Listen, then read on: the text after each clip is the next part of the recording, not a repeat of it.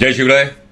आंबेगाव तालुक्यातल्या एका अंगणवाडी सेविकेने रेश्मा पारधी यांनी शालेय पोषण आहाराच्या संदर्भामध्ये एक व्हिडिओ सोशल मीडियावर पोस्ट केला आणि त्यांनी सोशल मीडियावर हा व्हिडिओ पोस्ट केला म्हणून त्यांच्यावर निलंबनाची कारवाई करण्यात आली.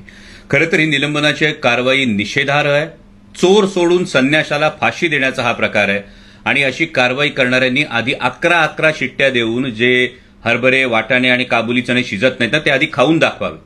म्हणजे कदाचित कागदी घोड्यांच्या मते, कागदपत्रांच्या मते या अंगणवाडी सेविकेचा, या भगिनीचा मार्ग चुकला असेल, पण तिचा हेतू काय होता हा जास्त महत्वाचा आहे. या संपूर्ण शालेय पोषण आहाराची खरेदी राज्य स्तरावर केली जाते आणि त्यामुळं या भगिनीवर कारवाई करण्याआधी हे जे कोणी ठेकेदार आहेत, हे जे कोणी पुरवठादार, कंत्राटदार आहेत, ते पुरवठादार, कंत्राटदार आणि या शालेय पोषण आहाराच्या साहित्याच्या गुणवत्तेची तपासणी करणारे अधिकारी यांच्यावर आधी कारवाई करण्यात यावी अशी मी माननीय मुख्यमंत्री महोदयांना विनंती करतो. आणि मग त्यानंतर हे जे काही शिस्तभंग आणि इतर जे कागदी घोडे आहेत हे त्यानंतर नाचवावेत अशी माझी कळकळीची विनंती आहे. कारण काल सुद्धा जुन्नर तालुक्यामध्ये काळवाडी इथल्या शाळेच्या पोषण आहाराच्या संदर्भात तक्रारी होत्या. शालेय शिक्षण समितीची बैठक सुरू होती आणि जेव्हा माल सप्लाय करणारा टेम्पो तिथे आला तेव्हा ग्रामस्थांनी या टेम्पोतल्या साहित्याची तपासणी केली.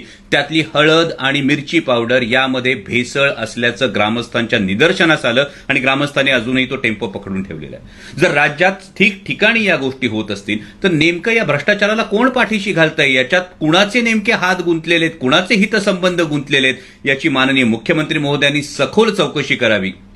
कारण जर देशाच्या भविष्याशी, या लेकरांच्या आरोग्याशी खेळून 4 पैसे काळ्या मार्गाने कमवण्याचा जर या ठेकेदारांचा किंवा यामध्ये जे गुणवत्ता तपासणारे अधिकारी आहेत त्यांचं दुर्लक्ष होत असेल तर माणूस म्हणून घ्यायला आपण कितपत पात्र आहोत याचा विचार करण्याची गरज आलेली आहे. या भगिनीच्या पाठीशी आम्ही ठामपणे उभे आहोत. त्यामुळे तिच्यावरची निलंबनाची कारवाई मागे घेऊन उलट तिचा सत्कार करण्यात यावा. कारण तिने एवढ्या मोठ्या भ्रष्टाचाराला वाचा फोडलेली आहे आणि जर या पद्धतीनं आवाज उठवणाऱ्यांचा आवाज दडपण्याचा प्रयत्न झाला तर मग या विषयात सुद्धा आंदोलनाचा पवित्रा घ्यावा लागेल. माननीय मुख्यमंत्री महोदयांना विनंती आहे की आपण जातीनं यामध्ये लक्ष घालावं आणि यामधले हे जे कोणी कंत्राटदार आहेत आणि हे जे कोणी संबंधित अधिकारी आहेत यांच्यावर कठोरात कठोर कारवाई करावी. धन्यवाद.